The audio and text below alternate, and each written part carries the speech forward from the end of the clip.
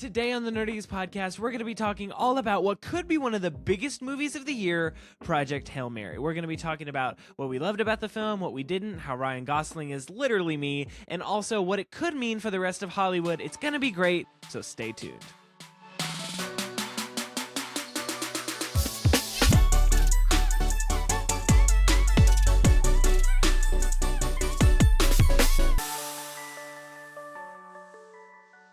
Hello and welcome to the Nerdiest Podcast, a show where nerds talk about nerdy things. As always, I'm one of your hosts, Mr. Jackson Glass, and today we're going to be doing a review of a new movie that I hope you've seen. This will be a spoiler review of Project Hail Mary, the newest Phil Lord, Chris Miller, combo film. They're great directors together. I love the Lego Movie and Cloudy with a Chance of Meatballs, and so they're doing great stuff. So we're going to be doing a full review and deep dive into the movie, our thoughts, just to stay up to date. This was one of our goals for the year. We said we were gonna watch more new things. We were gonna watch new movies as they were coming out, and this arguably could be one of the biggest movies of the year, and it already kind of is because this is already had such big box office success. So as always, I'm joined by my co-host, my ride or die, Mr. Nick Barrett. Thank you so much for joining us. Nick, how was your week? Oh my goodness, what a week. Spent too much time doom scrolling on Twitter, but hey, you know what? We're here. We ball. And what matters is that I've been doing pretty good about my screen time on Twitter. I need to rein in my computer because what's ended up happening this week specifically is I'd run out of time on my phone. Excuse me. And then I'll just be like, oh, okay, I won't scroll anymore at work. And then as soon as I get home, last night, I had an hour and a half to myself where I was like, I could, go play Final Fantasy, finish the Tomodachi Life demo, which I'll talk about in a second. Spend an hour and a half doom scrolling on Twitter on my computer. And it's so crazy because it sucks you in. It's just 5 more minutes, just one more refresh. And then an hour and a half goes by and you're like, this is great. And you're like, oh. Aside from that, I went to see Project Hail Mary, as we will talk about today. Yes. Dropped a new video on the YouTube channel, long form, which is exciting. Been needing to get to more long form this year. And by new long form, I mean it is a roughly 30-minute stream highlight video of my anime that Christians should watch. So it's kind of a more condensed version of that live stream because I know a 2-hour and 48-minute live stream is not everyone's cup of tea to watch and just casually turn on. So I did my best. I got it down to 30 minutes. Okay. So I did that. And then the bigger thing this week I did, though, that I was very excited about was I played the Tomodachi Life demo that they dropped. Dude, Game of the Year contender. I'm not even joking. I have just seen so much creativity from people online, people creating memes and doing stuff that I will never be able to do. They essentially give you a canvas. If you want to just put face paint on a me instead of designing all the features, people have done Kane with the teeth and everything. They've done these incredibly intricate art pieces that you shouldn't be able to do on Tomodachi Life. The game also has absolutely no filter. None. None. There is no filter. And I don't know if that's just a demo thing and they'll tweak it for the official release in a couple weeks. You I can doubt swear it. on it and stuff? Yep. Oh. Yep, there are people who are naming their island Epstein Island and oh no. there's swear words galore. Oh, There is no censorship whatsoever. So yikes. I'm starting to understand why Nintendo disabled image sharing. Because you can take screenshots on your Switch, but you can't send them to the phone app to then upload online. But that's also kind of made it really funny of you just get these really low res pictures from people's phones, taking pictures of the TV or the Switch screen. And it's just it just adds to the meme. So I did have a lot of fun with that. I put me and Maddie in there. And I haven't finished the demo yet. I'll have finished it by the time this episode comes out. That's so fun. But the little bit I've played looks great, runs great, sounds great. the Mii customization, even if you don't do like the face paint and stuff, is still incredibly Wow. intricate. They added all kinds of new hair, all kinds of new like colors and stuff. It's not nearly, I think there's pros and cons with the Miitopia customization that they had. I think they made it Yeah. better in some ways and worse in others. But overall, I'm very excited to play the full game, and I already have an extensive list of who I'm going to add. Who's going in? Last thing, and then I'll move on. The one thing that changed is you can specify who your Mii is related to. So like when I created myself, or well, not me because I was the first one, but like when I was putting Right. Maddie in there, it pulled up another screen that prompted like, "Hey, is Maddie in real life related to anyone who's on the island?" Which is obviously a way to curb and keep your grandma from marrying your dad and like that kind of Right. stuff, like for for kids. That happens. But what you can do is you can say like partner of. So I was able to say Maddie is a partner of my Mii, and it specifies you kind of hard locked them to enter a romantic relationship, but it's not like right off the bat because the game will tell you like, Right. oh well, they don't remember in this life or Well, however it's phrased Oh. that they're together. But through as they interact more, opportunities will arise that remind them Right. of whatever. So you can kind of like soft lock relationships, which I think is interesting. It does kind of take the fun out of the original because you're always like stressing like, oh, is my Mii gonna date my real life crush I put in the game? Like, but why even did then- I add my wife to this game for her to fall for Link? Yeah, How exactly. could this happen? Steve Harvey stole my wife. You know what? He's got an incredible mustache, so I'm not even mad. God, can't even fault. You can like not do it. Like there's a ton of characters I won't do it for, and they can just like free intermingle. I do think I'm gonna add the entire Digital Circus cast just for funsies, just to see. Yeah. You guys thought you were getting out? No. Mm. No. Season 2. So that's been my week. That's pretty much it. Still. Nothing too crazy. So Jackson, Dude. how have you been? You weren't on the Oh Digital my Circus gosh. episode. I was not on the Digital Circus episode. I loved that comment you got where it was like, yeah, they broke the release cycle because they were dying to talk about this episode. It's And I'd just like to say you're right. And I was not on that episode because I had a very busy weekend. I've been doing a lot of events and I've been shooting a lot of event videos, and that's most of what I've been doing. In my final weeks of college, which is kind of insane, someone brought up yesterday that there's 19 days of class left before graduation.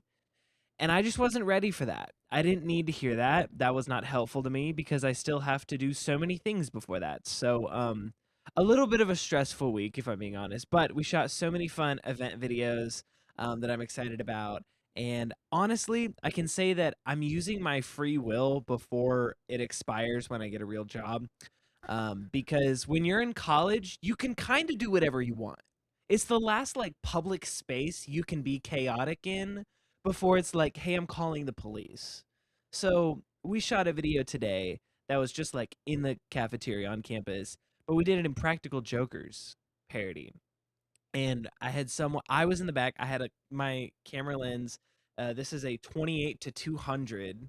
So I got to sit in the very back and go all the way to 200 and just watch from a distance. Also, little shout out to the Rode Wireless Go 2. Apparently has a range of 675 feet. Whoa. Yeah. I didn't even looked it know up that, and I because own it. Like, I know. I was like, how long can the Rode Wireless Go be from its receiver? And they were like, yeah, pretty much 700 feet. And I was like, holy crap. So yeah, that was awesome. And it was so much fun because I had one of my friends, he like took a plate of fries and he like put it down on this table. I never met these people in my life. And he said, hey, can you wash this plate for me really quick? I forgot a fork. And then he left. And then someone else that I hired she came up and said, he's had enough, and took the plate and left. And then he came back and he was like, guys, did you eat my fries? Like, did you? And they were like losing their mind. They were like, "No, someone took them." Like I don't know what they were like, "She's over there." And he was like, "You guys ate my fries. I cannot believe you ate my fries." And they were like, "No, I can't." And then like they saw me filming, so I went over, I was like, "Guys, it's a bit. It was a funny like it's," and they We were like, still have your fries. It's "This is okay. funny." Like and they were like, "That's the funniest thing that's ever happened to me. Like, please, please." And I was like, "I'll delete it if you want. Like, I know I didn't get any of your permission to film that, so if you can watch me delete the video if you want it. Like, I'm not here to." And they were like, "No, that's hilarious. You need to play that." So we're playing it at an event in like 2 weeks. That's exciting. But yes, that's pretty much all I've been doing. Working on a short film, teaching myself some 3D animation. That's just it's whatever. It's going really horribly, by the way. Just wanted to share. I'll never forget Colin, a friend of the show. I talked to him at your engagement party, because he was working on his capstone project for college. Oh. Different Colin. Different Colin. Okay. No, sorry, I got you. Your Colin. We've had two Yes. Collins on the show. Yes, And I thought you were your talking about your Colin. Colin. I was like, but No, he's no. not. Why would you He's be not. talking to him at No, my no. engagement party? Your Colin. Sorry, Okay, gotcha. the OG Colin with a Y. Colin. Yeah. Colin with a Y.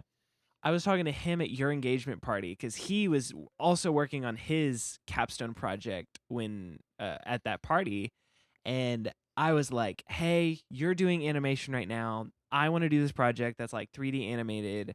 I'm doing it in Blender. Like, what's your advice just to like get me started?"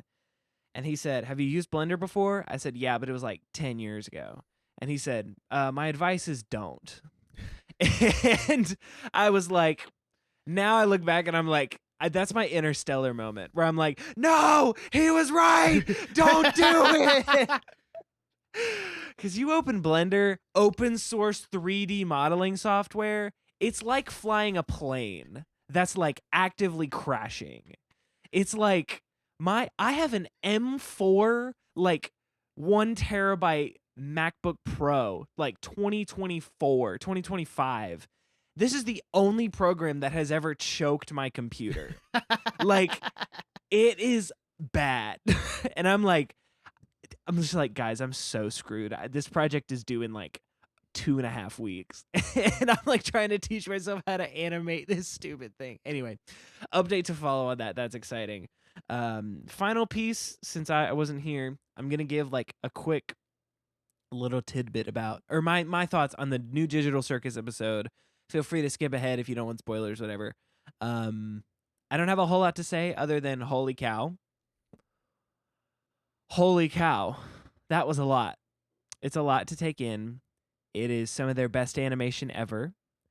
It is genuinely kind of twisted. It's demented. The show has fully gone into like an analog horror style. Like, they are fully embracing the terror that has been like that they've been building up to, and the climax is amazing.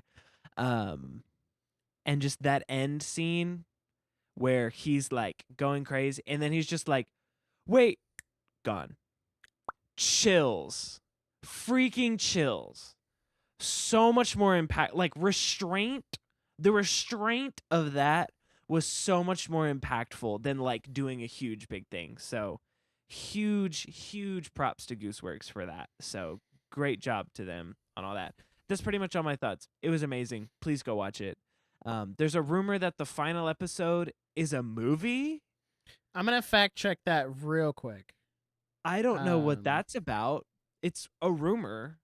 They're saying that the final episode of Digital Circus is going to theaters, which is crazy. But, I'd go see it. Me and Logan would go. I don't know. Oh. I guess. Well, they say it's official on the Cinemark app. Yeah, it's on the Cinemark app, but I don't know, bro. But then apparently the link if is that's broken. Oh, it is. It says error 404, we can't find that page. But the page shows up. But it does exist. and So, and there was like screenshots of it before it was taken oh, down. great. What's the closest Cinemark to me? Bruh. There's no way it only goes to Cinemark. I saw the thing. I Oh, would. that's great. It says none around me. That's awesome. Oh, sweet. Um, There's one. I can tell you later. oh, dude, I'm It's cooked. kind of I'm cooked. far. I'm cooked, It bro. Oh no. it would be not as far from you. It's about 5 hours from me, Huh? but you're on the way. No. So, Pick me up, bro. We're going. so I think that might be the move. Hey, Anyway, boys trip, update to boys trip, follow boys on trip. that. Update to follow on that. So yeah, guys, this episode's a little more casual just because it's been a minute since we recorded, and we're just happy to be here, and we're very happy for your support on this show. So if you really love what we do here, all the links to this to support us are in the description of this episode. If you're watching on YouTube, make sure you subscribe, like the video, and also make sure you send this to a friend that you think would enjoy it, because word of mouth is the best way for us to grow. Leave 5 stars everywhere we go. Also, become a YouTube member if you want access to the exclusive Nerdiest After Show, where you get an extra episode a month. We just talked about Nick's trip to Epic Universe and his experience at Epic Universe as a lifetime Disney fan. So that was super good. We're doing a lot of unique content over there, so go enjoy that as a YouTube member. So Project Hail Mary. Thoughts? I'm very curious to talk about this movie because there was some like I think there's been a lot of just I've heard nothing but positive feedback on this movie. This is the part where there's going to be some spoilers. So if you're still here and you don't want spoilers, leave it there. So yeah, give me your general thoughts. So, general thoughts. This one kind of was going under the radar for me. I Yeah. love Ryan Gosling. I love Phil Lord and Chris Miller. I'd seen the trailer once or twice, and but it was kind of going under the radar because it's like $16 to go to the movies now. So I'm like, okay, Right. comes out right before the Mario movie, so I'm kind of just waiting for that. But and then we talked about like Yeah. doing a podcast episode on it, even if oh, I hate it and it's awful, but it's content, so we can talk about it. So Right. I had watched the trailer again right when we made that decision for like to do an Yeah. episode about it. And I was like, okay, this looks kind of good. And then the early reviews came out 2 weeks before, so 3 weeks ago now, Yeah. and it was all praise the whole Yeah. time. And I was like, Yeah. okay, that's interesting. I'm a little more excited now. And then it came out last week, and all of the reviews, even from like people I knew who had gone to see it, and be like, I'm going to see it again. Like, it was that good. Yeah. I'm going to go see it a second time, a third time. And so for me going into it, I was like, okay, so this is supposed to be really good. And it's Yeah. kind of being heralded as like not just a good like sci-fi movie, like one of the best sci-fi movies of all time is what I've heard thrown around. Yeah. I'm not entirely sure if I'd go that far, but we'll get into Yeah. that. But going into it, I was like, okay, so it's being heralded as this great sci-fi film, also like just a good family Yeah. film where it's like appropriate for older kids, kind of like early Yeah. teens, maybe a little younger than that, like 10 and up. It's Yeah. definitely okay for them. There's a little stuff in it that I don't think they would like fully understand or appreciate, Right. but it's one of those like if you're an adult and you want to take your kids with you to the theater, you can. Right. Um, Right. So everyone was like praising it, and then I went and saw it, and I was like, okay, that was really good. Like, I will Yeah. also say, not enough sleep. That's a completely different point, though. Yeah. Uh-huh. I will say I did go on bargain day. I went on Tuesday. Yes. $8 movie day. That's how you know the inflation's bad. It's not $5 movie day anymore. It's $8 movie Oh my day. gosh, it's $8 Which is still movie day. like a third of the That's price of a normal clinically movie insane. ticket. I paid, so not to Hey. side tangent here. I bought tickets for me and my friend to go see the Mario movie next week. $44 Yeah. just for the ticket. That's Yeah. no popcorn. That's no dinner. That's no. Yeah. $44. That's $22 a Yeah. person. Anyway, I did Yeah. sneak in I will. Chick-fil-A into my theater, Yeah. stuck it in my You're pockets. so bad. We'll be doing that again for the Mario movie. Well, here's the thing. We were running a similar con. We were like, okay, do we want to go on $5 Tuesday or just say whatever and go on Monday? And I ran the numbers. I could either see it on Tuesday because our theater it's like there's the smaller screen, then there's the bigger screen, and you pay an extra like $1.50 for the larger screen, which is whatever. So $5 Tuesday turns into $7.50 Tuesday. It's like $2.50. It's like $5 Tuesday turns into $7.50 Tuesday if it's the larger screen. And I was like, this is a movie I would pay to see on a larger screen. Like that is worth the experience to me. So the option was I could either, with tax and processing fee in the larger screen, see it on Tuesday, two people on the larger screen for $20, or I could see it on the smaller screen on a Monday for $38. And I was just like, how are you alive? Like, anyway, there's a larger conversation about movie theaters that specifically for this movie we're gonna have later. But yeah, this movie was fire. I thought it was very, very good. Really? I loved it. What was your letterbox ranking? What'd you give it? I landed at 4.5 stars. Okay, I landed at 4. Okay, because I was thinking like this is 4 stars minimum. But then I was looking back at some of the other films that I've rated 4 stars, and I thought, I think this was a good enough experience and a good enough movie to deserve more than that. But I don't think I could have given it a full 5. Right. I cannot say it's perfect, but I can say that it pulled enough emotion out of me to deserve more than 4. Yeah. So 4.5 was kind of that middle ground. And I went in knowing that it was a book and knowing that the book was very good. Like, I have coworkers, like, their favorite book ever is Project Hail Mary. Amy has the book. She was going to read it before and then just got busy and didn't. Now she's still going to read it, but, like, after the movie. And so that was my context. I was like, okay, I've heard this is really good. I've heard it's the same guy that did The Martian. I've heard that book is really good. I know a lot of people love it. So it's great. Ryan Gosling, like, this was super fun. It just looks like a fun sci-fi movie by the guys that made the Lego movie. Like, their filmography is insane. Like, this is just like this really this is like their first live action movie in a hot minute. Like they really did like Lego movie and then the 2 Spider-Verse movies and the third one maybe it'll come out one day eventually. Right. And then now this. So it's interesting like they jumped on. Well, they did 21 and 22 Jump Street. Like 5 ever ago.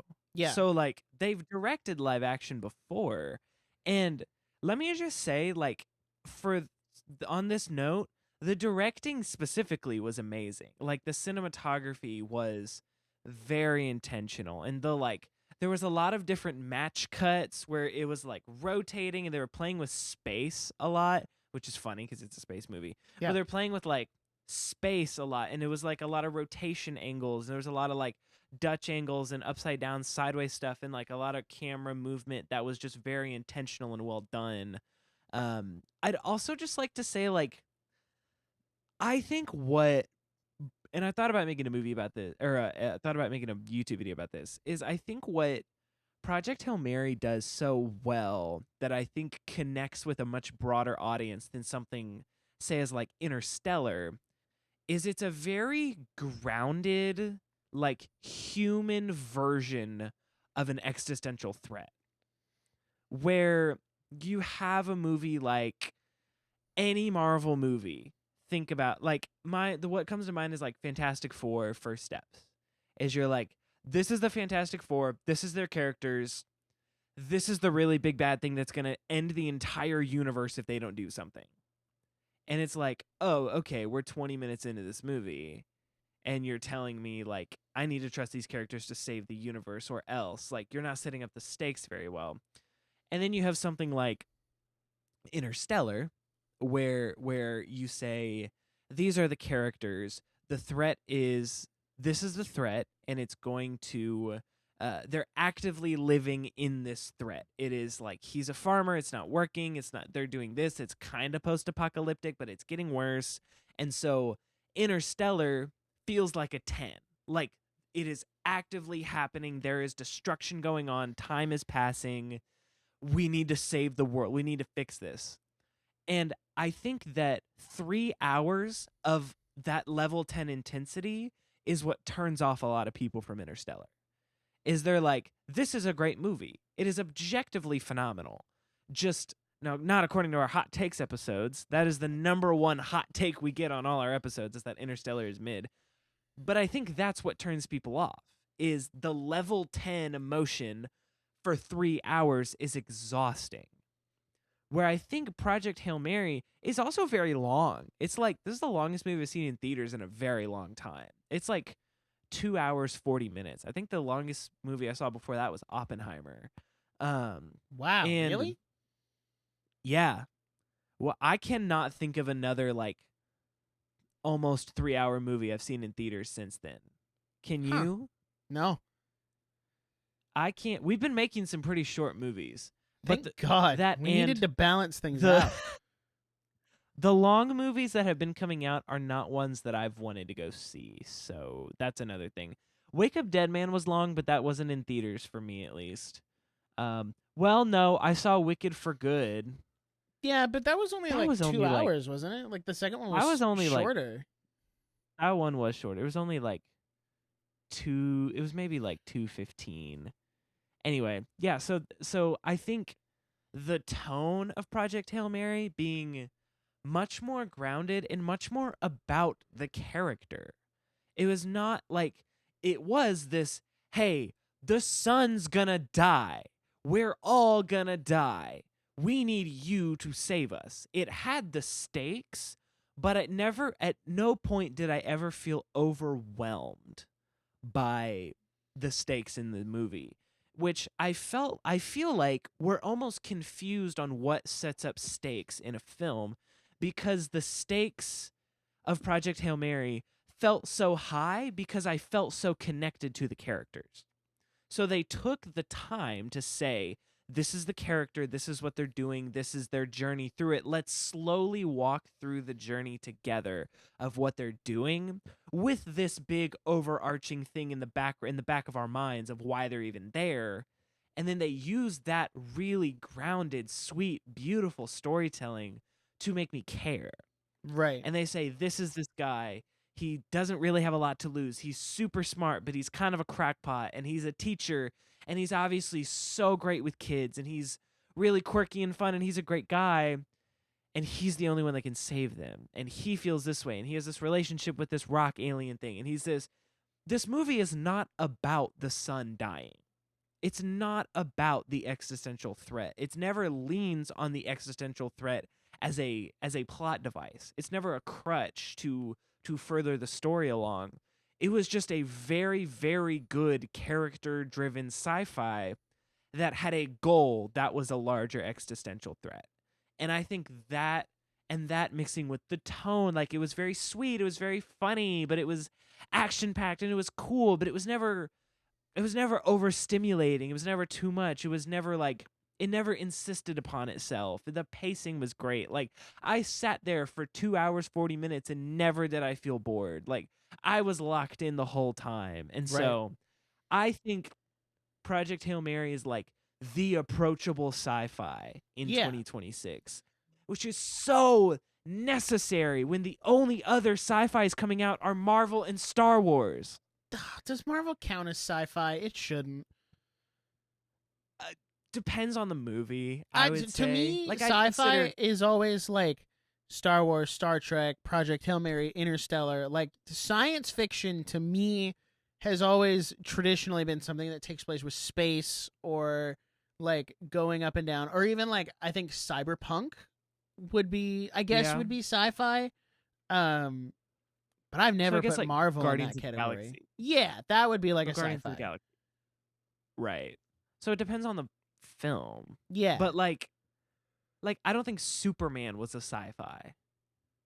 Like it was on No, that was Earth. like action Like adventure. it's right. Um, So which I guess yeah. superhero is its own genre at this point. Like,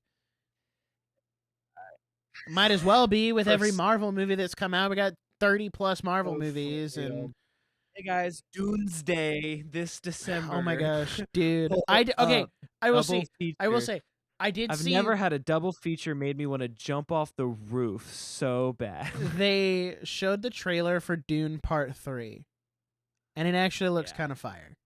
Like, I know, certified Dune hater over here. I think I need to give Dune a second chance. As I was watching that trailer, I do too. I was piecing together. I was like, maybe my problem with Dune was that there wasn't the ability of like the first movie in a trilogy is always the weakest because it has the most work to do to set up like a foundation. A New Hope is the same way. Fellowship of the Ring is that way. Like, it's always the first film in a trilogy that's the hardest to set up. So I wonder if rewatching Dune and then Dune Part 2 and then immediately going into Dune Part 3 later this year, if I'll like it more and appreciate it more. Right. I'll also admit, I think I got a little, like, when Dune came out, everyone was like, well, this is the original Star Wars. Like, this is what Star Wars... And then I got a little too, like, defensive on, like, but Star Wars is better. Like, and didn't, like, let me appreciate it. So I'm going to go back into it this year. I know we've tossed around the idea of doing an episode about it. But I'm that's one I'm like actually looking forward to going back and watching that and seeing. But also, even on that point, think about any Dune movie, like either of the Dune movies, and how much more approachable Project Hail Mary is. Oh yes, 100%. Like you're not getting this lore drop. Right, like Dune, the first movie, from what I remember, is very lore heavy. It's very foundational, setting up the Atreides, is that their name? I think. I don't know. Family, the Chalamet family, if you will. And it's setting up all of that. And then the second one, from what I've heard, dives more into Paul as a character and establishing him as like the heir to the Atreides throne. And then the third one, like, kind of obviously puts in the stakes of like, okay, well, he started this big war, now what? And there have obviously been a lot of comparisons from like Paul Atreides to Anakin Skywalker and how that all plays out. But I think, to your point, Project Hail Mary is more approachable. I think that's also why Star Wars is more popular than Dune, because yes, Star Wars pulled a lot from Dune, but it's the more approachable version of Dune. It kind of, and I don't say this in a bad or derogatory way, it kind of dumbs down the story. And like, Star Wars has a really deep and complex story. We've gone over this on whole episodes before. But it's a lot more easily digestible. I think Dune has its good parts. Like, I'm not here to say that it's bad. But it does, it gets a little heavy-handed sometimes, and that's not great for everyone watching. But in the sense of Project Hail Mary, I really enjoyed it because Interstellar does feel like a really far off concept to me. That really, that's the reason I've never watched it, is because it just feels like this big science movie that's 3 hours long that, like, what am I even doing here? Like, I don't understand. But then Project Hail Mary comes in with this, like, okay, we're going to start you off. He's got no memories at the beginning, and we're going to slowly feed it to you throughout the movie, so that you start to understand, and we explain it to you as time goes on, instead of like, well, this character already exists in this world and has a great foundational knowledge. And I honestly, I appreciated the flashbacks because I think it broke it up. I don't think this movie would have worked if it was like all flashback at the beginning and then like almost telling the story chronologically.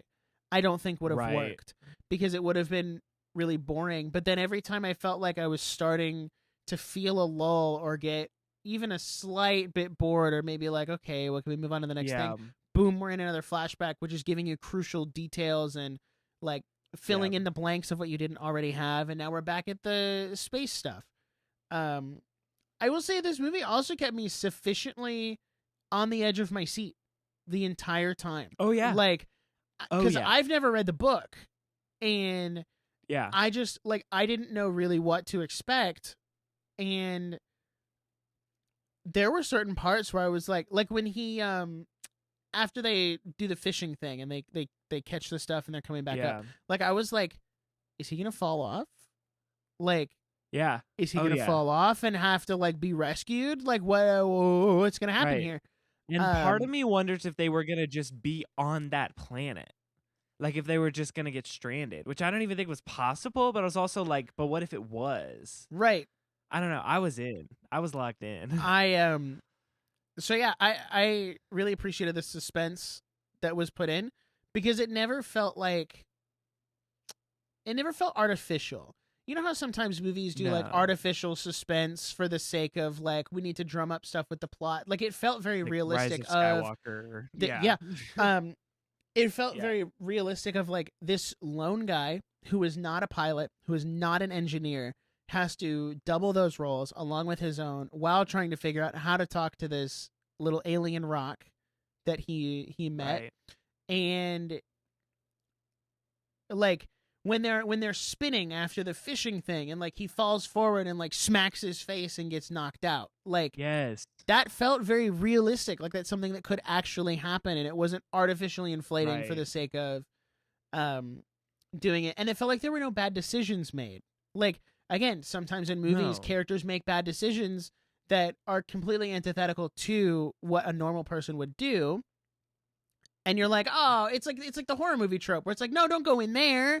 That's where the monster is." But, you know, Right. for the sake of the plot, we have to go in and see the monster. Walk there. And I didn't Right. feel like we had that in this movie. That it was a very No, like absolutely not. the things he did were very in character. Like you said, they were very grounded, very realistic, Yeah. and I really appreciated that. Like having much needed Yeah. realism in movies, but not realism Yeah. to the extent where it was like a documentary.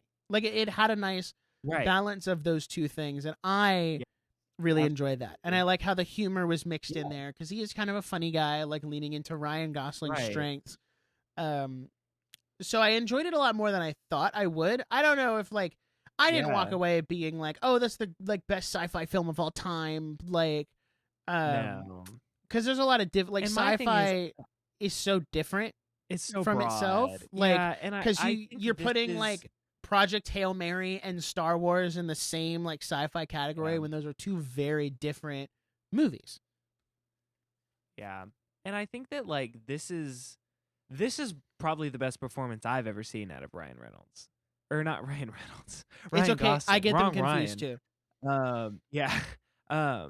This is probably the best performance I've ever seen out of Ryan Gosling. I thought he was like, because that was my fear going into this movie, whereas I was like, oh, is this gonna be one of those Ryan Gosling things where I'm like, oh, of course it's Ryan Gosling. Like he's just like he's basically himself. Right. And I didn't feel that at all. I felt like he was so emotional in the movie. He did a really, really good job. And overall, I'm curious your thoughts on this. Like, the number one question overall is not what's the threat, because you know from the beginning the threat is the solar spots that are slowly killing the sun.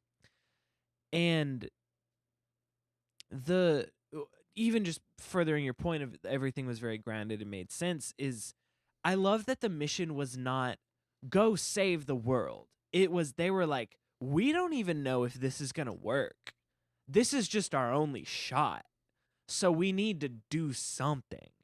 And I feel like that was much more realistic than being like, there's a magic crystal on this far off planet, and if you can go retrieve it, then we could save the world. And it's like, yeah, right. Like they are very uncertain. The uncertainty is all over this film.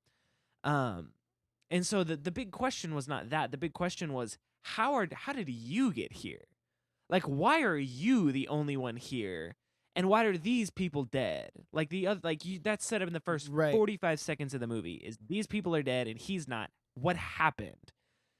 And I think like the non-linear storytelling of like going back and forth and like showing the characters, which very small cast by the way. There's really only like 6 named characters in this movie, if that. Like it is a very small cast. And we really which I only get to know appreciate. 3 of them. Right, for real.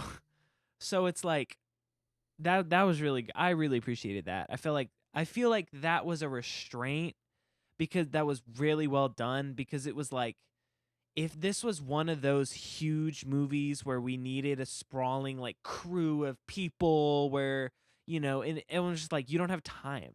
There's not time to show all those people. Um but I thought it was so interesting and it genuinely had me like kind of shaken that she was like, you have to do it. Like, you don't have a choice. And she was almost kind of a villain at the end, where she was like, I'm going to force you to do it. And she basically took his life. Like, I'm sending you on this suicide mission against your will to save the world. And yeah, it worked out, but I kind of left feeling like, she's horrible. Like, that was a terrible thing to do. But I'm also like weighing the like, but all of humanity. Right. And that was kind of the moral argument they had set up was like, is it worth three people for the like presumably 7 or 8 billion that are on the planet? Like, right. But what I also think is so realistic is when you go into stories like this, you always expect like, oh, he'll come around eventually. Like when she initially brings that up of like, sorry, you're going on this mission. No ands, ifs, or buts. Like you're doing it. Yeah. And he initially refuses. You're like, okay, well now we're gonna smash cut to like, oh, well he's gonna go like see his students, and they're gonna be like, oh, are you gonna go save the world or something? And he's like, oh, okay, I'll do it for you guys. Like, right. Okay. And then he goes back and like becomes the noble hero, but or like he never did his that. dead grandmother from Hoppers gives him a call, and it's like I have to save it for her. Like he never like becomes that. Like at least not in that moment. Yeah. And that's a very real response. Like if that was me, I'd be like, no, yeah, no, I'm not doing that. Yeah. Like. So then to see him, you almost have to watch his character development later. It's almost like he's developing in reverse. Like that development like comes don't later. Realize how important it is. Where he makes that distinction of, oh, okay, I'm not gonna get home. I've made my peace with that. But even then, like you see in that scene with him and Rocky, where he's like, I never made peace with that.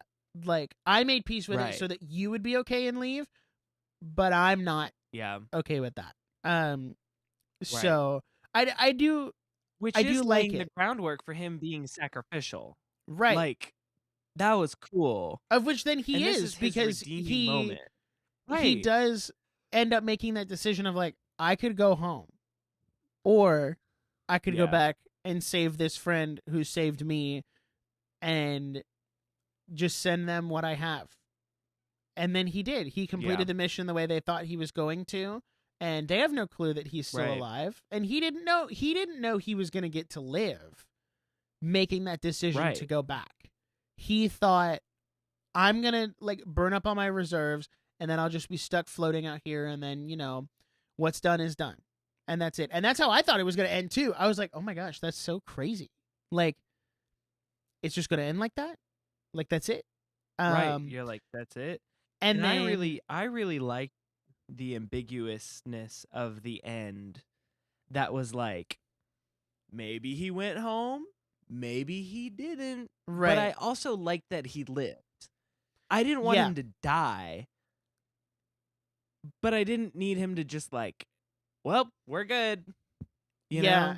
And I like that. I guess we can talk about the ending here for a second. I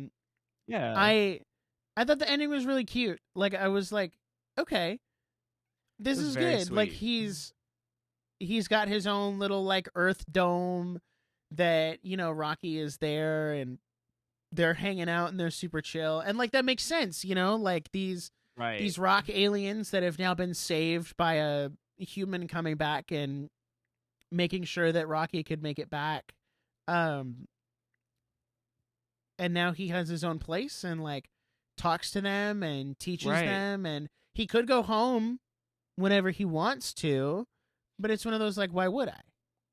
Like, this is a good spot. Like, and also like he was almost the perfect person to go because he didn't have any attachments here. Yeah. Like the other astronauts who went Right. with had family and friends and people that they were attached to, but he didn't.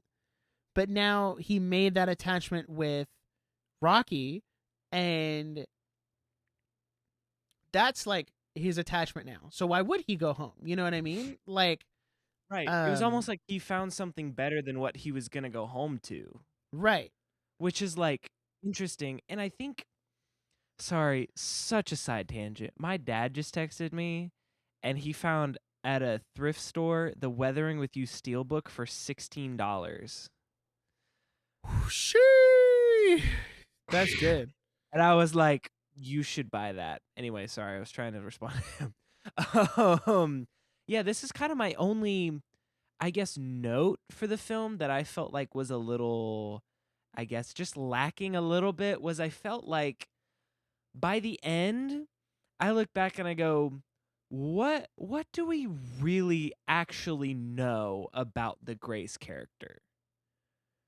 You kind of don't get a whole lot of background on him. Like, you don't know his childhood, you don't know his, the only kind of relationship history you get is he mentions he had a girlfriend that dumped him for Mark, and because he was too had his head in the clouds is what he said. And part of me was like, I feel like in the book there was probably more about him that just couldn't fit in the script because it was Well, already so beefy. they talked about how the director's cut of this movie, like the first cut, was 3 hours and 45 minutes. Yeah. So there's a lot of content that I assume got cut to make it shorter. Um, so I'm sure that might be answered in there. Because it's kind of the same thing. Like the best example I can use is Weathering with You. There's a lot of stuff in the manga that just never made it in the movie Mhm. because movies have such a fixed runtime, Yeah. but a book or a manga doesn't. Um, and there's some stuff Right. in there that like if that made it in the movie, dude, I think that would elevate it to like a much higher score for a lot of people because it's all stuff that they had questions Yeah. about, like the sky clouds and what does that mean, and like um so Mhm. I would imagine that stuff is in there, and maybe Amy can tell you when she reads the book. Um, Yeah. she can be like, "Hey, here's the thing. Did she go with you to see it?" She did. She loved it. We had like this long conversation where she was like, "Should I wait?" So the option was she could either see the movie in theaters and then read the book, or she could see the movie in theaters and then read the book, or read the book and watch the movie at home. Ooh, And it was like this crazy, like terrible dilemma that like I couldn't even solve. I was like, this is just you have to prioritize is pretty much what it comes down to. yeah, And she was like, well, she was like, since you're going to see the movie, I'm going to go with you. And I was like, okay, good. And now she was like, and I said, honestly, and the opinion I got from other people was that if you watch the movie first, the book will make a lot more sense. that And you makes kind of sense. like can piece together the book a little easier if you've seen the movie. So I don't know. I might read it because the story was fire. And I'm curious to see what more was in there that didn't make it in Right. there. But that was my only note. I was like, I feel like there could have been more. Yeah, I think that's Um, fair. I I don't know, man. I if it was any longer, I might have started going crazy. Like, you know me, I don't like my yeah. long movies. I can't do it. Um, but I do think it was. I don't know. I was not bothered by the length. I don't know if there was anything I would go back and change. I do kind of wish we got like, I don't know, maybe a little more of his backstory before coming in, but I think that's Yeah. it. But it's one of those like it's optional. I don't feel like it's Yeah. necessary for me to be like, yeah, I needed Right. that. Right. Yeah. And it's hard because I'm like, and it's kind of like my only like air quote note because I'm like, where would that have gone? What could have been cut to fill it? And if it was any longer, we would have said it dragged. Right. So it's kind of like, I get it. I'm more just like, I think that's probably one of those things that's just really tough about adapting a book to a screenplay, because there's just not enough time to go there. And I never left, like, by the end, I didn't feel like, well, he's just I would never call him a thin character by any means. I'm just saying, like, by the end, I kind of like looked back and I was like, what do we even know about him? Like, what did Right. we really learn? And I think overall, what this movie did for me is, it's one of those movies that just reminds you that you love movies. And I think that that's kind of the point. Is, what's the planet name? So when he goes and like collects the sample and he's like on the fishing line and Rocky's controlling the ship and he like opens the thing and it's just like red sparkle like in this Oh, yeah. huge like open space void. I just like teared up because I was like, this is just gorgeous. It's just beautiful. Like, someone had a vision for this scene and they just got to sit down and execute it so perfectly. And I'm just like, I was just sitting there in awe because I was like, I love movies. Like, this is one of those movies that makes me be like, oh my gosh, I love movies. Like, this is just so special to see it on a huge screen in a full theater. Like, this the type of movie we'd get every weekend in 2014 and act like it was nothing. Yep. Like, it's so ridiculous. Which this movie has done very well at the box office. That's which good. I am very happy with. I'll pull up specific numbers for you 1 second. I think, not to keep beating the dead horse every single episode, because I feel like we do, which it is kind of literally a Sorry. dead horse, given that the Sora AI video generator got shut down this week. I don't know if you saw Which that. is crazy. And Yeah. Disney, did you see Disney canceled their deal with OpenAI? I did. Yeah. And then something Anyway. Google did something that's going to fix the RAM issue, so RAM prices are coming back down. So like the AI bubble didn't pop, but it definitely took a hit this week. But I Yeah. think that just goes to show that like AI could never make something like this. Like we like to, I think there's a lot of people who like to pretend that AI is the future of filmmaking, and I've seen a lot of people champion AI as this Hollywood killer, like Hollywood needs to get their act together or we'll replace them with AI. Which, like, yeah, I guess that's technically true, but I think we need to be careful in promoting that. And I made a tweet about this week, which was it was bouncing off of something else, but Project Hail Mary kind of ties into it. Was I think we need to not sell out creativity to AI, because we as artists, especially as Christian artists, were given gifts and talents to make things that are beautiful, especially things like Project Hail Mary, right? That is a very beautiful film, both technically, visually, like storytelling wise. And I just think we should be really careful, because it's very easy to use it as a vindictive tool to replace Hollywood. Because let's all be real. We've been very critical of the stuff that Hollywood's put out, of like, that's not very good. Yeah. But I don't think the answer to that is selling out our creative, like our creativity to AI to sort of stick it to the man. I think we just need to keep continue voting with your wallet, and like, if they don't make a good movie, don't go see it. If they make a movie like Project Hail Mary that was shot very practically, used a lot of practical effects, didn't really use any green screen or blue screens, like, go see movies like that actually have a really good story, that aren't here to try to preach something to you. It's just a good movie and it's a good story. And obviously that's, because it's based on a good book.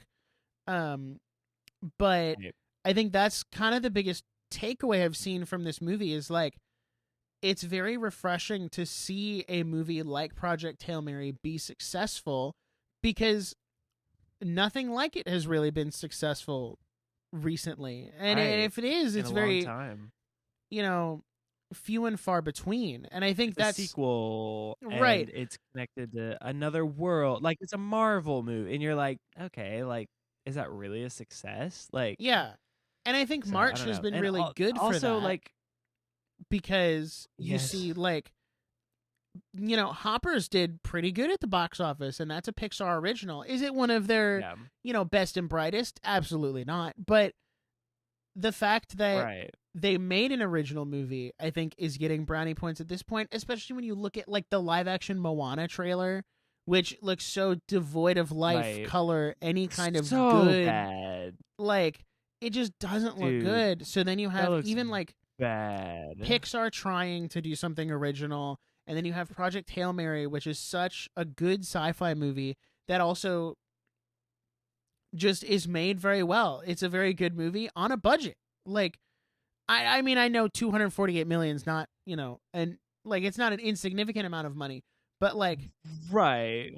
in the grand scheme of how much movies cost and what they're spending all of this on, like, 248 million for as much practical stuff as they did is a really good Yes. budget, because 248 million is less than No Way Home, if I'm remembering correctly. And No Way Home used a Yeah. lot of blue screen, Oh green yeah. screen, CGI. Like, Right. so, The effects in Hail Mary were better. They right. were better. And I think that will help the movie last a lot longer, because, like, the Rocky puppet, that was Yeah. a puppet. That was not CGI that was put on Yeah. there. So I think it'll help that movie have a Yeah. longevity long past what even, like, we have now. Yeah. And I think what's interesting too is I think about a lot of the movies that have seen box office success in the last few months, few years. Um, and I think that we've just lost what I think that the top of the chain storytellers for these Hollywood companies are losing the idea of what a common society looks for in a story. And I think what Project Hail Mary really I think about K-pop Demon Hunters being so successful. I think about things like Project Hail Mary. Like, Project Hail Mary at the end of the day is a story about friendship and sacrifice. It really is just him becoming friends with Rocky, getting over their differences, and ending up being sacrificially loving towards each other. Like, that's beautiful. That's a wonderful lesson that my children should learn. And if I can help them explain it through this really beautiful sci-fi film, awesome. Sign me up. And I think when we're making these movies that we're like, well, why isn't this landing with an audience? And it's like, what are you trying to say? Like, is the point of Elio? What was the point of Elio? Like, why do I need to see that? Like, what was the point of these other films? Like, they're not connecting because we've lost what a general society is looking for in a story. And I think that those themes, those, the friendship, the hope, the, like, childhood wonder, the searching for information, the problem solving, like Grace, in this movie, he's not necessarily like a perfect role model, but he's a problem solver, and he's seeking to solve problems. He's an engineer, like he's a teacher. He's like trying to grow himself so that he can sacrificially love these people better. And that's awesome. And I think that we're missing characters like that. And I think that, like, the world is never going to understand, like, that's why we're connecting to it. Right. Where it's like we're connecting to these things that we don't realize that's what we're longing for. And I just think that's beautiful. I think this is a really, really beautiful, like, pro male friendship movie. Yeah. Like, bring back like, male friendship movies. and it's like, to your point about Grace, like, he's not a perfect role model, but I think what a No. kid or even a young teen could take away from this is, like, it's okay to be scared. It's okay to not want to do things and to be scared to do them. But at the end of the day, Yeah. you should push through that and do it anyway. Like, So I think that Yeah. even in and of itself is a good message. And Yeah. like you said, Oh the yeah. sacrificial love that they have, for one another is really good. I think my biggest takeaway, and I think the thing that kind of resonated with me the most, was it was when Grace and the lieutenant lady were on Yeah. they were on the ship, and he was talking about how um I don't remember what he was talking about. It was like, oh, you think this is gonna work? Da da da da da. And she was Yeah. like, oh, God willing. And he was like, oh, you believe in God? And she was like, it's better than the alternative. And he just puts his hat on. He's like, yep, you know Yeah. what? That's true. Which I think there's a lot of underlying Christian symbolism. You can say the Hail Mary, which is a very Catholic thing, which is full of grace as Right. their hope. So there's that.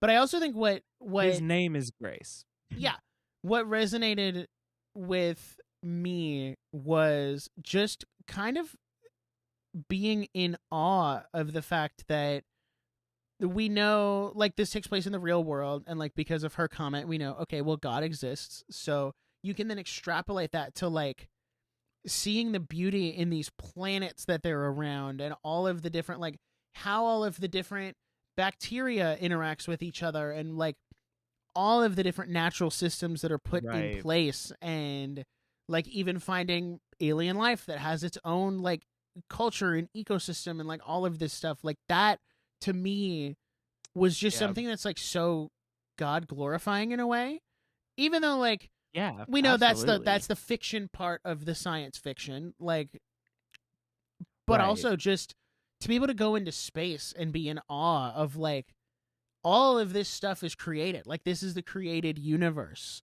Mm-hmm.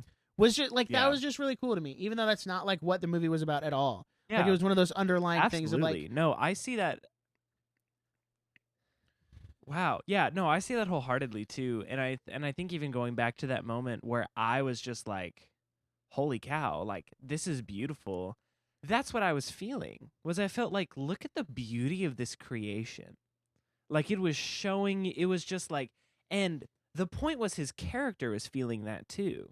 Is he's like, he was like, Rocky, I'm having a moment. Like I need a minute. And I think that there is some very deep Christian symbolism in this movie. And I was very interested by when he said that. Is he was like, "What do you believe in God?" She's like, "It's better than the alternative." And I didn't really know how to feel, cuz part of me was like, "Okay, like you're right." Like that's a true thing to say. Like that's a true and honest thought. And I'm curious how the directors feel about that, and how the script writers feel about that, and how the original author feels about that, and is that there was so much hope in Right. that sentence, and that's what sets it apart from even Interstellar. It's just like, it's all us, we have to save the world, this is us or else we're screwed. Where in this movie it was like, she was like, I hope God's real. She's like, I really hope he is, because it's better than the alternative. And I was just like, this is crazy. And this is just, it just ties the whole thing together, where it's like, we don't understand why we're connecting to things. The world will never understand why it likes Project Hail Mary, why it likes these things, because it's like, it's all just hope. It's all just, you need something to put your hope in. You need Yeah. something to connect your life to. You need something to care about. And that's just a universally human thing, that every person has to make that decision. And hopefully that decision can lead you to care about Jesus, and that he saves you and loves you. But even in a secular movie like this, where they're not explicitly saying that, those themes are coming out, and we're like, wow, we're connecting to this so well.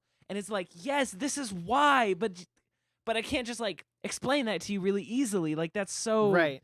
interesting to me. And I love that. So, yeah, believe in the Hail Mary. Yep.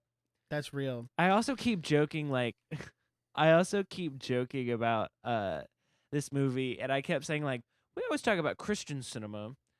This is our first Catholic cinema review. 'Cause I was like, what does the Pope think about this movie? what's his thoughts on Project Can we Hail get Mary? the Pope's consensus on Project Hail Mary? How does he feel about it? That's what I'm saying. So So, do you have anything else you want to say about the movie Uh, itself? Because I I think think I've said I'm my good. piece. I would just say go watch it. Like if you haven't seen it, go watch it. I'm also very curious. I've heard this movie rips on a rewatch, and I feel like it would. Interesting.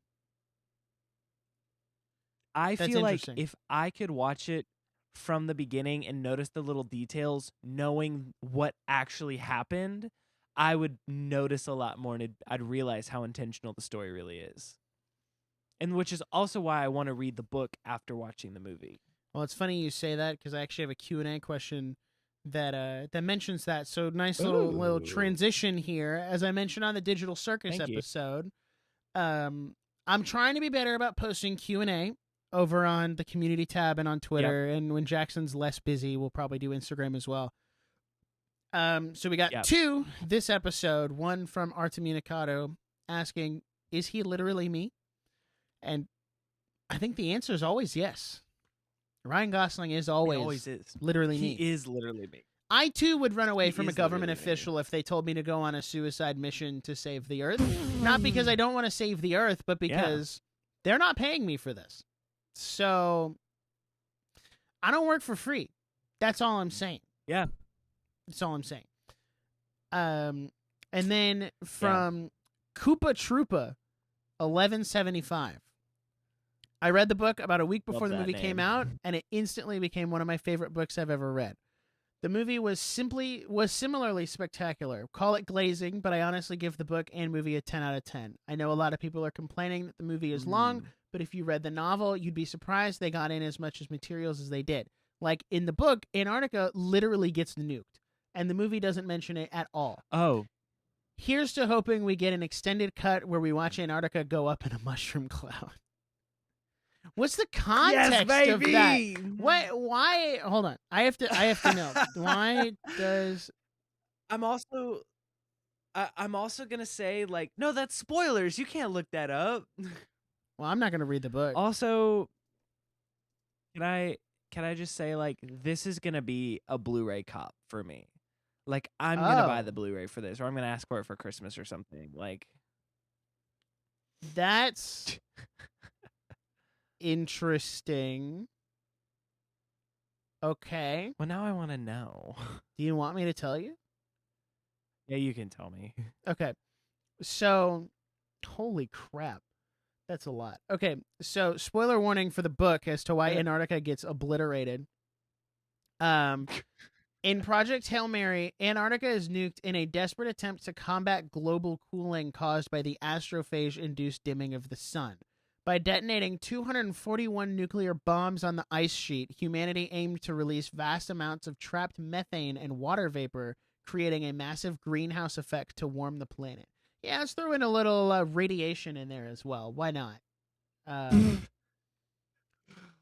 That's crazy. That's honestly, I could see it happening.